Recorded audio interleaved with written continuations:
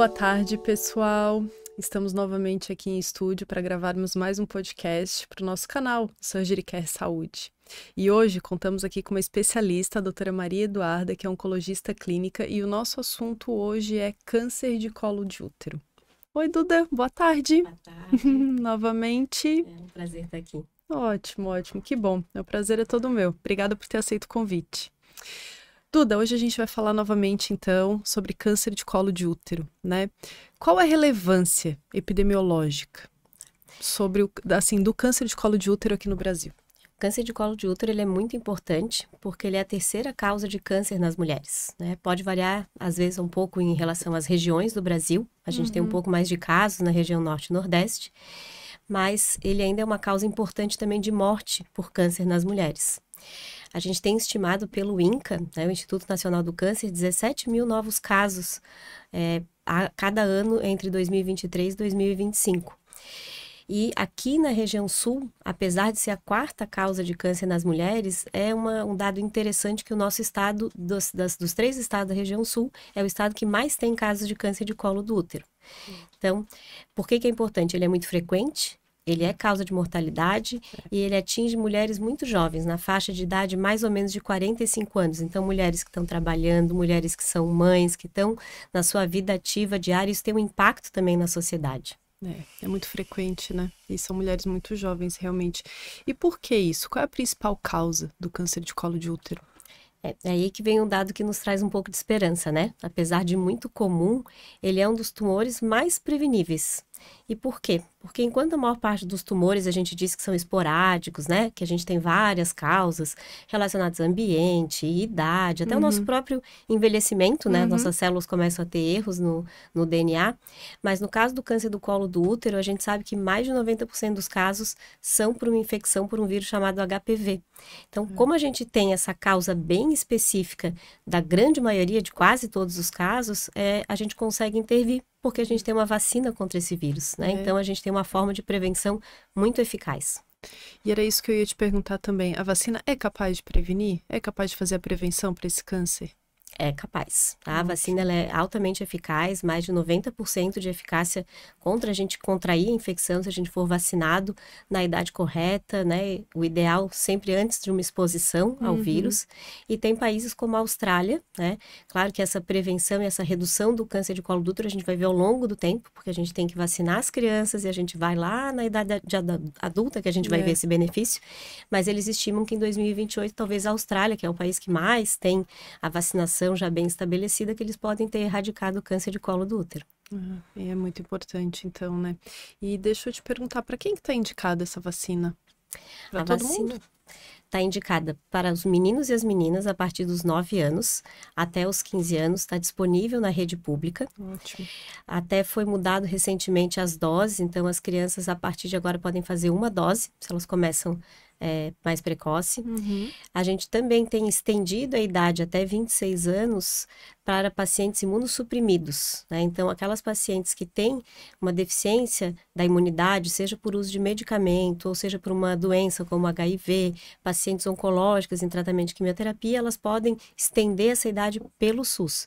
Agora, quando a gente está falando da rede privada, a gente pode vacinar mulheres até os 46 anos, porque a gente ainda tem benefício. A gente pode ter tido já o contato com o vírus, mas talvez não com aqueles mais perigosos, aqueles mais de alto risco. Então, vale a pena vacinar ainda até os 46 anos. Ótimo, ótimo. E deixa eu te perguntar, e como que a gente faz a prevenção secundária, para quem entende, né, para quem é da área da saúde, ou como a gente faz o rastreamento desse câncer? O rastreamento a gente tinha como padrão o preventivo, né? Então, o exame de Papa Nicolau, aquele que o médico ele coleta umas células ali do colo do útero, ele analisa se tem alguma alteração que pode vir a se tornar um câncer. Então, assim, a gente consegue detectar ele no seu início, né? Numa lesão pré-maligna. Essa recomendação do preventivo, ele vinha a partir de mulheres de 25 anos até 64 anos, para ser realizado uma vez por ano e depois de 2 exames normais, poderia ser realizado a cada 3 anos.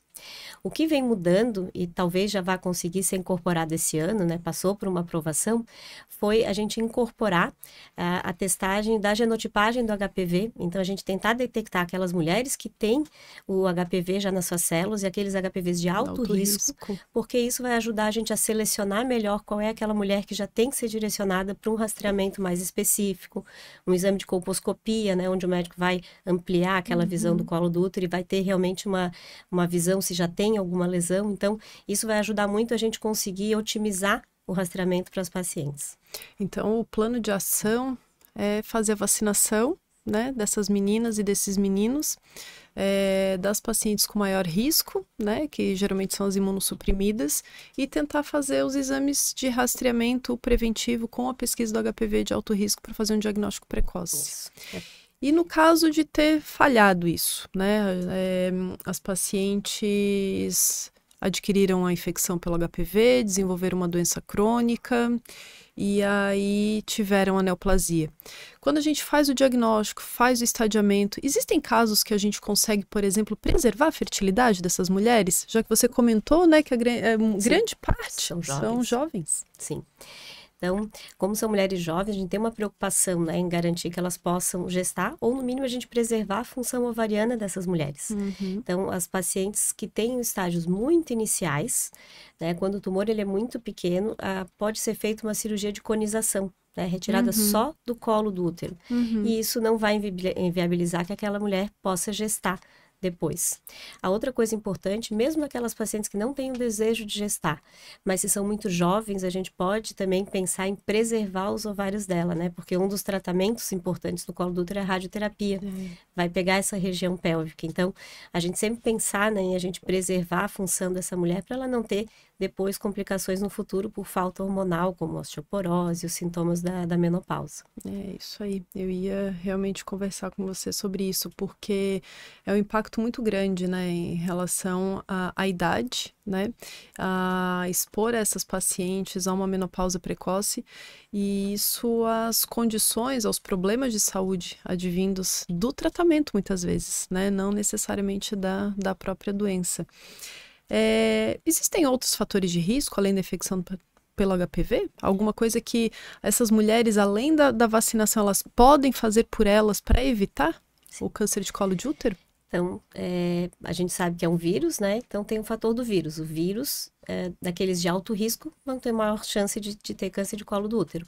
Agora, no hospedeiro, então, a mulher que tem o vírus, o importante a gente saber é que a maior parte das mulheres vai conseguir lidar com aquela infecção. O corpo vai conseguir, né, limpar essa infecção do vírus. Só que, se a gente tem uma imunidade comprometida, a gente não vai conseguir, a gente vai gerar uma infecção crônica e vai ter o câncer. Então, se alimentar bem, não fumar. É claro que a gente sabe que é um vírus sexualmente transmissível, então, quanto menor o número de parceiros, a gente diminui a nossa exposição. E também o uso de preservativo, né? É importante dizer que não é só porque se vacinou que a gente vai deixar de se cuidar, de usar o preservativo, para a gente não ter também a chance de contágio por esse vírus. Então, basicamente, a gente cuidar da nossa saúde como um todo, né? Nossa imunidade estando bem, a gente também vai conseguir ter uma melhor proteção. É isso aí, eu costumo falar isso também para as pacientes, né? Quando a gente vai para um tratamento. Não fumar, né? Que independente da opção de tratamento que seja a melhor escolha para aquele caso, estando saudável, com certeza ela vai resistir mais, vai ter uma recuperação melhor. Né? Eu acho interessante isso. E nos casos que estão tratadas, como é que a gente faz depois? A gente, depois que trata essas pacientes, elas têm alta? Acabou? É uma garantia de resultado o tratamento? Não. Então, como todo câncer, né, a gente fala que a gente está em remissão. A doença, ela pode não aparecer mais nos exames de imagem, mas às vezes tem alguma célula ali quietinha que pode voltar. Então, por isso que a gente fala em remissão por um tempo, né, nos pacientes e não em cura, porque a gente vai acompanhar essa paciente e ver se realmente a doença vai estar curada em alguns anos. Então, é importante manter um acompanhamento. Dependendo do estágio do tumor, a gente sabe quanto mais avançado, se tivessem linfonodos comprometidos, esse risco vai ser maior. E a gente daí vai ter que ter um acompanhamento mais diferenciado, com exames de imagem, né? Essa mulher vai vir a cada 3, 4 meses na consulta, a gente vai estar pesquisando sintomas, orientar que ela também mantenha o acompanhamento no exame ginecológico, com cirurgião, com ginecologista, e assim a gente pode intervir o quanto antes ela apresente algum sintoma. Algum sintoma, alguma alteração nos exames, né? A gente comentou sobre o tratamento, Duda, da possibilidade de preservação de fertilidade. Algumas vezes a gente consegue fazer uma cirurgia um pouco menor com o mesmo resultado terapêutico, né? E de medicação, o que a gente tem de novidade? O que a gente tem de novo para o tratamento do câncer de colo de útero? A gente passou muito tempo com o mesmo tratamento para câncer de colo do útero, né? Então, a grande maioria dos casos são diagnosticados no que a gente chama de localmente avançado, quando ele não tem doença à distância em outros órgãos, mas está ali na pelve um pouco mais avançado para órgãos ao redor do útero, que a gente não pode operar. Então, a gente trata com quimio e radioterapia, e esse foi o nosso padrão por muitos anos. O que mudou recentemente? A gente tem incorporado a imunoterapia no tratamento do câncer de colo do útero. Começou no cenário metastático, então quando tem metástase, né? Tem lesões fora do útero, no pulmão, no fígado, a gente tinha poucas opções. E hoje a imunoterapia foi incorporada para essas pacientes com câncer de colo do útero metastático, aumentando a sobrevida dessas pacientes. Então o resultado foi tão bom que foi trazido e realmente também mostrou resultados que aumentam a chance de cura dessas pacientes, se a gente faz o nosso tratamento de quimio e radioterapia padrão, mas a gente incorpora agora a imunoterapia também nesse tratamento. Então, a gente tem uma resposta maior e uma maior chance de cura para as nossas pacientes. Ótimo. Nosso arsenal aumentou, então, né? Aumentou. E vem aumentando. Ah, que bom, que bom. Então, a gente tem a possibilidade de erradicar e a gente está melhorando o nosso tratamento.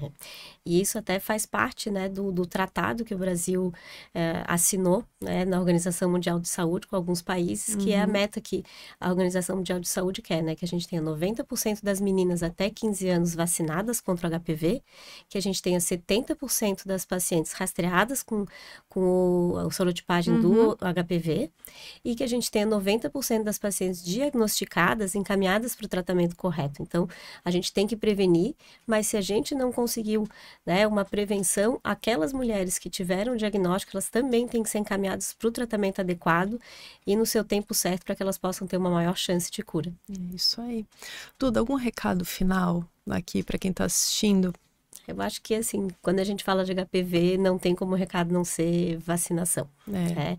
A gente está aquém das nossas taxas, a gente sabe que tem muita campanha anti-vacina, existem muitos mitos, as mães às vezes com medo que a vacina estimule a atividade sexual, muito desconhecimento, mas acho que é importante para quem está escutando, né, saber dessa importância da vacina, saber que é uma vacina segura e eficaz, que a gente leve essa mensagem, que a gente consiga realmente possibilitar que as nossas filhas não vão ter câncer de colo do útero no futuro. É isso aí. Duda, eu te agradeço, tá? Foi muito bom, eu acho que conseguimos esclarecer muitas coisas. Essa informação de realmente da vacinação, de tentar passar a mensagem da segurança e da eficácia da vacina, eu acho que isso realmente é muito importante. Muito obrigada, viu? Obrigada.